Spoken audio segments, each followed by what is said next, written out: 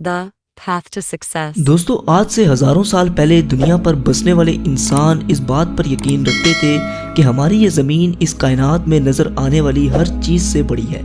और ये भी माना जाता था कि सूरज और बाकी के सितारे जमीन के गिर्द चक्कर लगाते हैं। इस पर सवाल खड़ा करने वाले को कड़ी से कड़ी सजा सुना दी जाती थी, क्योंकि उनका ये मानना था कि इस पर सवाल उठाना गोया भगवान यानी खुदा को चैलेंज करना है। लेकिन वक्त के साथ साथ जैसे जैसे साइंस ने जन्म लिया तो हमें मालूम हुआ कि आखिर हमारी जगह इस कायनात में कहाँ है। नाजरीन, आज आप अपनी सारी परेशानियां भुलाकर हमारे साथ एक सफर पर चलिए, जिसको हम अपनी जमीन से लेकर कायनात के आखिरी हिस्से तक तय करेंगे। तो चलें इसका आगाज करते हैं।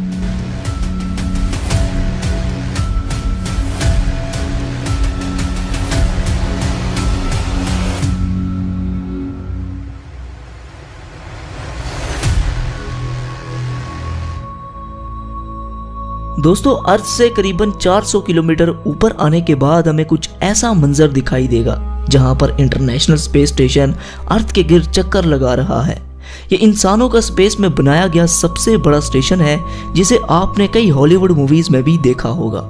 जमीन से आने वाले रॉकेट्स को स्पेस में अगर किसी इमरजेंसी का सामना करना पड़े तो ये इन्हें फ्यूल और बाकी चीजें प्रोवाइड करता है। आपको ये सुनकर हैरानी होगी कि इंटरनेशनल स्पेस स्टेशन करीबन 27,580 किलोमीटर फी घंटे की रफ्तार से जमीन के 24 घंटे में 16 चक्कर मुकम्मल कर लेता है।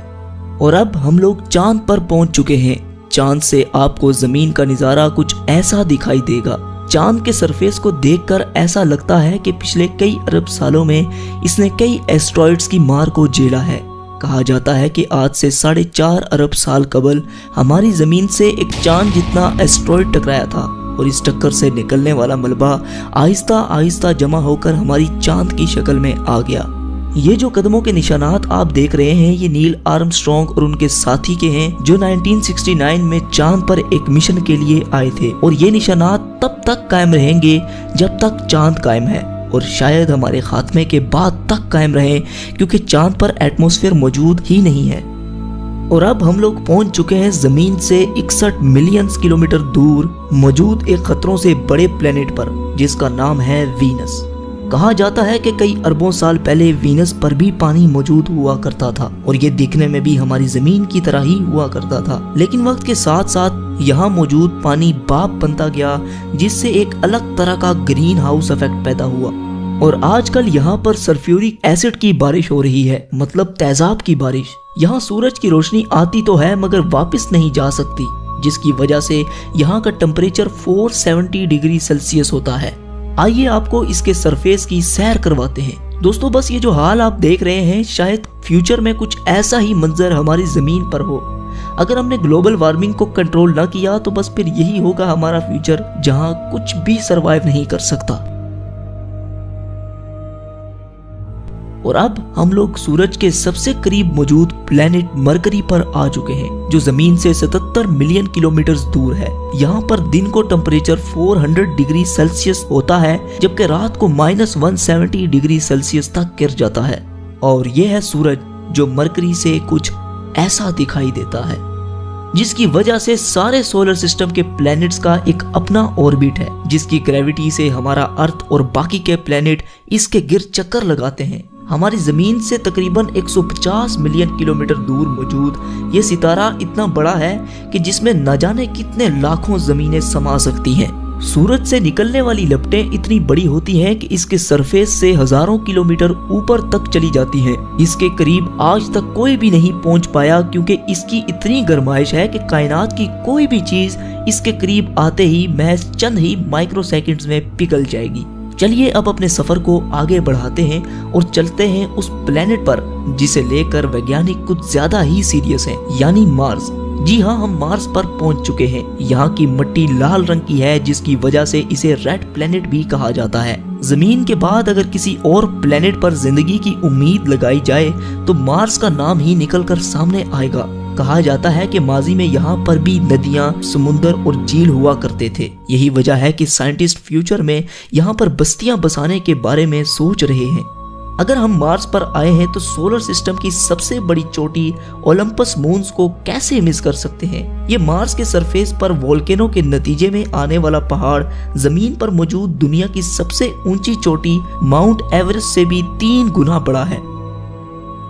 और अब इससे आगे का सफर थोड़ा खतरनाक होने वाला है, क्योंकि इससे आगे है एस्ट्रॉइड बेल्ट, जहाँ कई चट्टानें सूरज के गिर्द चक्कर लगा रही हैं। इस जगह पर इतनी बड़ी बड़ी चट्टानें भी हैं कि जिन पर आसानी से एक बड़ा शहर बसाया जा सकता है। ये सब एस्ट्रॉइड्स मिलकर एक प्लेनेट भी बना सकते थे, लेकिन हमारे सोलर सिस्टम की एक बहुत बड़ी पावर ने इन्हें रोके रखा, और वो पावर थी जुपिटर। सोलर सिस्टम के सबसे बड़े प्लेनेट की ग्रेविटी ने इन्हें आपस में मर्ज नहीं होने दिया।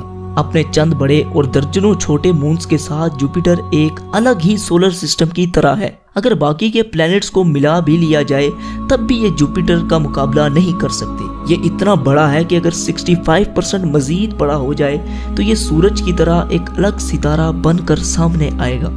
जुपिटर के सरफेस पर मौजूद ये रेड स्पॉट एक बहुत बड़ा तूफान है जो कई हजार साल से चलता आ रहा है। ये धब्बा इतना बड़ा है कि इसमें 3 अर्थ समा सकते हैं। जुपिटर जमीन की तरह ठोस नहीं बल्कि एक गैसेस से भरा प्लेनेट है। अगर आप जुपिटर की सतह पर उतरेंगे तो इस पर खड़े नहीं हो सकते बल्कि इसके अंदर दसते चले जाएंगे। और अब हमारी अगली मंजिल है सैटर्न। सोलर सिस्टम का सबसे खूबसूरत प्लेनेट सैटर्न अपने शाही छल्लों की वजह से जाना जाता है, जो इसकी सतह से लाखों किलोमीटर ऊपर तक फैले हुए हैं। इस प्लेनेट को हमारे सोलर सिस्टम का ताज भी माना जाता है।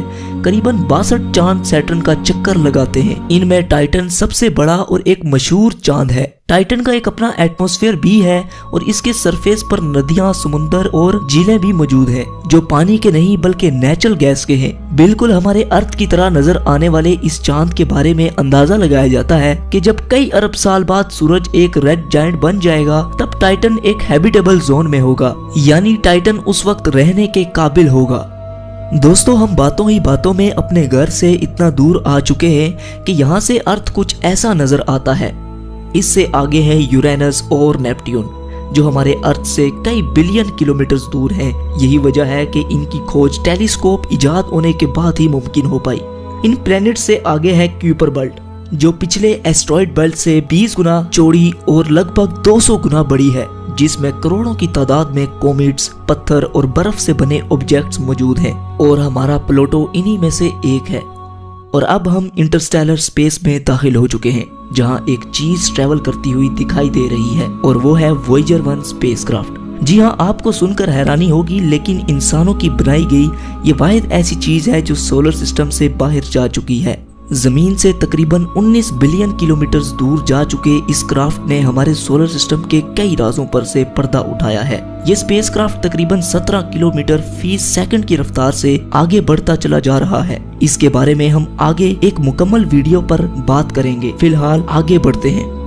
दोस्तों, इस वक्त हम इतना दूर हैं कि यहाँ से सूरज एक छोटे से सितारे की तरह दिख रहा है। अर्थ पर सूरज की रोशनी तकरीबन 8 मिनट और 20 सेकंड में पहुंचती है, लेकिन यहाँ पर जहाँ इस वक्त हम मौजूद हैं, इस जगह सूरज की रोशनी पहुंचने में तकरीबन 1 साल लग जाता है। इससे आप अंदाजा लगा सकते हैं कि हम कितना दूर आ चुके हैं। यहाँ पर अरबों की तादाद में मौजूद कॉमेट्स इस बात को वाज़ेह करते हैं कि सूरज की ग्रेविटी अभी तक खत्म नहीं हुई।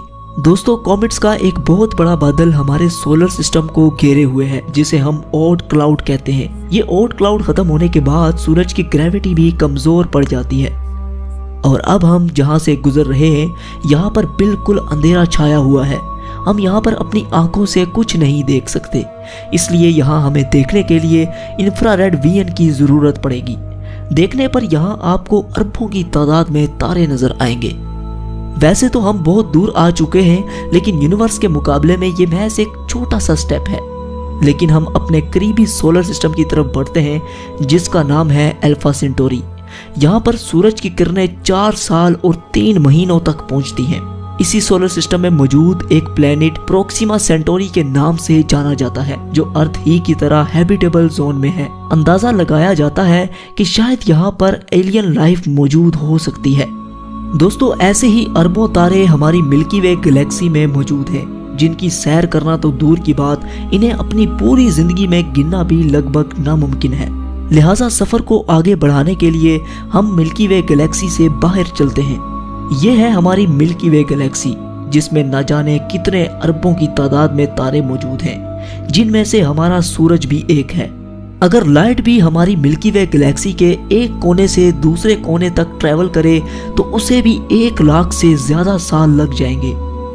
और अब अपनी गैलेक्सी को छोड़कर हम इंटरगैलेक्टिक स्पेस में दाखिल हो चुके हैं, जहां हमारी मिल्की वे गैलेक्सी की तरह अरबों गैलेक्सीज मौजूद हैं, जिनमें हम अपनी गैलेक्सी को ढूंढ भी नहीं सकते। इन्हीं गैलेक्सीज के झुंड को एक लोकल ग्रुप कहते हैं। ये ग्रुप तकरीबन 10 मिलियन लाइट ईयर्स पर फैला हुआ है। आगे बढ़ने पर हमें ऐसे कई लोकल ग्रुप्स दिखाई दे रहे हैं। आप ये सुनकर हैरान होंगे, लेकिन ऐसे ही हजारों लोकल ग्रुप्स मिलाकर एक सुपर क्लस्टर बनाते हैं। यहाँ पर आकर अपना सोलर सिस्टम तो दूर की बात, बल्कि मिल्की वे गैलेक्सी को भी छोड़ें, यहाँ तो हमारा लोकल ग्रुप ही एक छोटे से तिनके के बराबर नजर आ रहा है। इससे आप अंदाजा लगा लें कि ये सुपर क्लस्टर कितना बड़ा है, जो कि 110 मिलियन लाइट ईयर्स पर फैला हुआ है। और ये भी हमारी यूनिवर्स के सामने एक छोटे से डॉट की मानिंद है, क्योंकि ऐसे 1 करोड़ सुपर क्लस्टर्स हमारी यूनिवर्स में मौजूद हैं। और ये है हमारा ऑब्जर्वेबल यूनिवर्स, क्योंकि इससे आगे ना तो हम देख सकते हैं और ना ही अंदाजा लगा सकते हैं। लेकिन सवाल ये है कि क्या यही है हमारी पूरी कायनात? क्या इसे ही हम अपनी पूरी यूनिवर्स समझें? तो दोस्तों, जैसा कि मैंने अभी कहा कि ये ऑब्जर्वेबल यूनिवर्स है। हम अपनी पूरी कायनात के बारे में जो कुछ भी जानते हैं वो सब इसके अंदर है। हो सकता है कि हमारी कायनात इससे भी बड़ी हो, लेकिन फिलहाल हम इतना ही जान पाए हैं। हमारी यूनिवर्स कितनी बड़ी है इसके बारे में हम कुछ भी नहीं जानते। दोस्तों, साइंसदानों का ये भी मानना है कि हमारी यूनिवर्स के अलावा कई और यूनिवर्स भी हो सकती हैं, जिनका हमें कोई अंदाजा नहीं। तो दोस्तों, आपका ये सफर कैसा रहा? हमें नीचे कमेंट सेक्शन में जरूर बताइएगा। जाने से पहले हमारे चैनल को सब्सक्राइब करके साथ मौजूद बेल के आइकन पर भी क्लिक कर दें। तो जब तक हमारी अगली वीडियो आती, तब तक के लिए आप अपना और अपने प्यारों का ख्याल रखिए। अल्लाह हाफिज।